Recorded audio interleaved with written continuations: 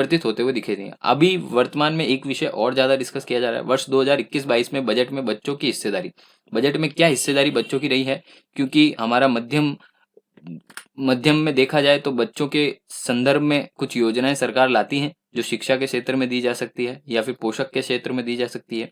One class one television के माध्यम से जो कोरोना के टाइम में अकॉर्डिंग पढ़ने में बच्चों को जो असुविधाएं हुई है उसके माध्यम से दे सकते हैं, या एकीकृत बाल विकास योजना के तहत देख सकते हैं। तो भारत में बच्चों की स्थिति, उनसे संबंधित मुद्दों पर हम अगर चर्चा करेंगे तो संबोधन में ये पेपर सरकार की उस दिशा में नीतियों को सामने लाएगा और मुद्दों को सामने हस्तक्षेप करता है। देखते हैं इसके ऊपर क्या आता है। ये GS2 में आपको बहुत हेल्पफुल रहेगा करंट में।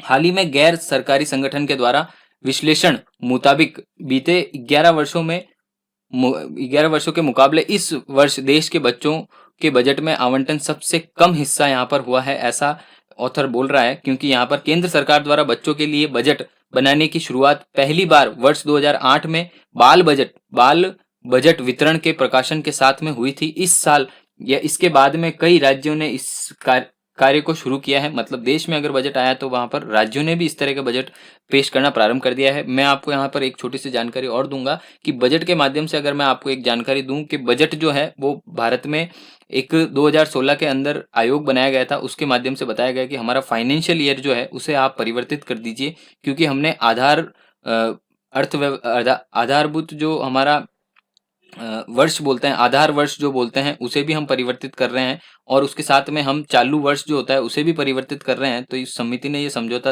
हस्ताक्षरित किए थे। उसके बाद में भारत सरकार ने अभी तक इसे माना नहीं है, पर महाराष्ट्र सरकार ने यहाँ पर मध्य प्रदेश सरकार ने यहाँ पर इसकी सुनवाई कर ली है और उन्होंने कहा है हम प्रारंभ करेंगे, तो डाटा विश्लेषण में लग चुका है। तो अब जो होगा फाइनेंशियल ईयर कब कहलाएगा, 1 जनवरी से दिसंबर तक, 31 दिसंबर तक फाइनेंशियल ईयर मध्य प्रदेश सरकार प्रारंभ करने जा रही है।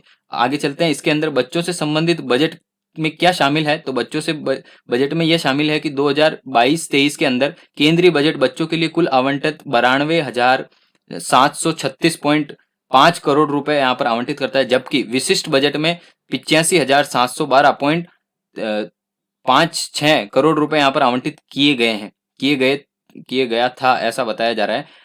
यद्यपि यह निरपेक्ष रूप से 8.19% की वृद्धि करता है, केंद्रीय बजट में कुल यहाँ पर व्यय में वृद्धि के अनुपात में नहीं है, ऐसा इसमें कहा जा रहा है। बच्चों के लिए बजट का हिस्सा जो है वित्तीय वर्ष 2022-23 के लिए केंद्रीय बजट के केवल 2.35% यहाँ पर रहा है, जबकि 0.11% जो है वो कमी दर्शाई जा रही है, जो कि पिछले 11 वर्षों में बच्चों के बजट के लिए बहुत कम धन यहाँ पर राशि बताई गई है। क्षेत्रवार विश्लेषण अगर किया जाए, बाल स्वास्थ्य के लिए आवंटन में 6.08 की कमी दर्शाती है। सबसे महत्वपूर्ण बाल स्वास्थ्य योजनाओं में से एक है NRHM और RCH। ये फ्लैक्सी पूल में 8.22% की कमी दर्शाती है। फ्लैक्सी पूल राज्यों की स्वास्थ्य प्रणाली को मजबूत करने के साथ साथ प्रजनन, मातृत्व, नवजात बच्चों, बाल एवं किशोर स्वास्थ्य की जरूरतों को पूरा करता है। बाल विकास कार्यक्रम के लिए अगले वित्त वर्ष के लिए आवंटन में 10.97 की गिरावट देखी गई है, जो 17,886.03 करोड़ रुपए है। उनमें पूरक पोषण और आंगनबाड़ी डे केयर सेवाएं शामिल है। महिला और बच्चों को एकीकृत लाभ प्रदान करने के पोषण में 2.0 जैसी योजना, इसके कोई अतिरिक्त धन आवंटित नहीं हुआ है। वर्ष 2022-23 में प्रधानमंत्री पोषण शक्ति निर्माण कार्यक्रम के लिए 10,234 करोड़ रुपए का अनुमानित बजट स्वीकृत किया है, जो पिछले वर्ष संशोधित अनुमान 10,234 करोड़ रुपए ही था। योजना को पहले विद्यालय में मध्याह्न योजना राष्ट्रीय कार्यक्रम के रूप में जाना जाता था। इससे 6 से 14 वर्ष की आयु तक के स्कूली बच्चों को गर्म पका हुआ भोजन प्रदान किया जाता था। बाल शिक्षा के लिए बजट का हिस्सा चालू वित्त वर्ष में 1.74% से केवल 0.3 अंक की मामूली वृद्धि के साथ अगले वित्त वर्ष के लिए 1.73 हो गया है। बजट में घोषित 1 क्लास 1 टीवी चैनल कार्यक्रम बच्चों के सीखने के लिए कठिन तरीका है।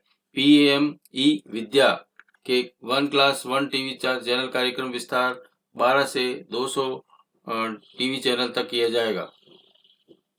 बच्चों के संरक्षण और कल्याण के लिए जो योजनाएं हैं, महिला एवं बाल विकास मंत्रालय मिशन वात्सल्य योजना के अंतर्गत बच्चों की सुरक्षा कल्याण योजनाओं में 14,000 72.17 करोड़ रुपए के आवंटित किए गए। यही वित्त वर्ष की तुलना में 65% अधिक है, लेकिन योजना के पुनर्गठन के लिए 2019-20 में 15,000 करोड़ रुपए के आवंटन से कम है। बच्चों के लिए बजट संबंधी मुद्दे क्या रहेंगे? मात्र वार्षिक लेखा अभ्यास है।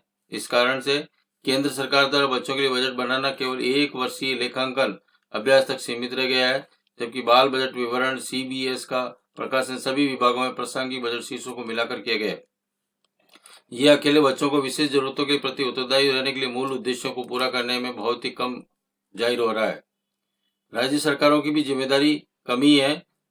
बच्चों के लिए कई महत्वपूर्ण योजनाओं को लागू करने के लिए मुख्य रूप से जिम्मेदार होने के कारण राज्य सरकारें इस अभ्यास को आगे बढ़ाने में महत्वपूर्ण भूमिका निभाती है, लेकिन उनके द्वारा बच्चों के लिए अधिक प्रभावी ढंग से योजना बनाने के और हद से बेहतर उपकरण की बजाय लेखांकन जिम्मेदारी के रूप में माना जाता है। मानकीकरण का अभाव है। इसके अलावा सरकारी संस्थाओं के बीच बाल बजट विवरण की रिपोर्टिंग मानदंडों का मानकीकरण की कमी पाई गई है।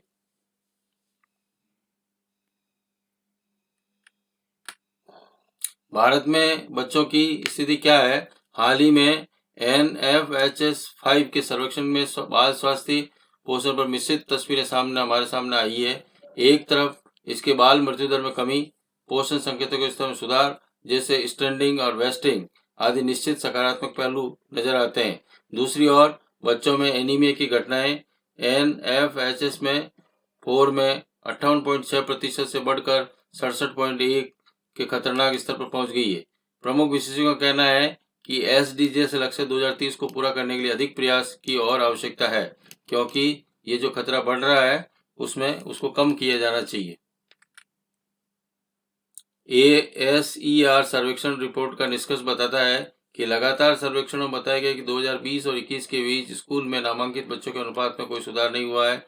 इससे राज्यों के बीच कुल अधिक और परिवर्तनशीलता नजर आती है। कोविड-19 का भी प्रभाव है। इसके अंतर्गत कोविड-19 ने बच्चों को विधिक तरीकों से प्रभावित किया है, चाहे वे शारीरिक, भावनात्मक, संज्ञात्मक, रचनात्मक, सामाजिक, ये सारी बातें उसमें शामिल है। संक्रमण या प्रवास, पारिवारिक संकट, दोस्तों से अलगाव, सीखने की प्रक्रिया में बाधा, पर्यावरण, स्वयं या परिवार के सदस्यों को अस्पताल में भर्ती होना, कार्य में वयस्कों की भूमिका और फिर विवाह, ये भी बिंदु उसमें काम कर रहा है। कोविड-19 में भारत के बच्चों की शिक्षा, पोषण, विकास और बाल संरक्षण तक उनकी पहुंच को गंभीर रूप से प्रभावित कर दिया है। नेक्स्ट, अगली राह क्या होगी? क्षमता निर्माण कार्यक्रम के माध्यम से बच्चों से संबंधित हस्तक्षेपों पर कार्य करने वाले सरकारी अधिकारियों का उन्मुखीकरण न केवल CBSE में रिपोर्ट के लिए बल्कि योजना को पुनः बेहतर ढंग से डिजाइन करके नियमित आधार पर प्रगति की निगरानी करने में सक्षम बनाने हेतु महत्वपूर्ण भूमिका होनी चाहिए। परिव्ययों को बेहतर परिणामों में परिवर्तित करने बच्चों के लिए बजट का एक परिणाम अविनाशी हो सकता है।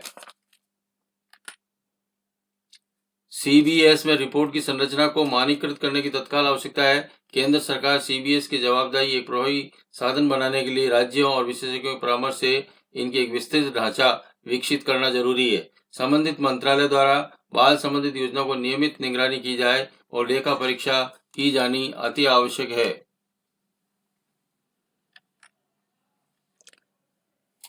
सेंटर बोर्ड CBS जो है सेंटर बोर्ड ऑफ स्टैटिक, जो हमने आपको कल वाले वीडियो में बताया था कि CBS और NSSO जो है वो डाटा एकत्रित करता है और जो देता है वो NSHO को देता है, जो प्रकाशन करता है सांख्यिकी विभाग।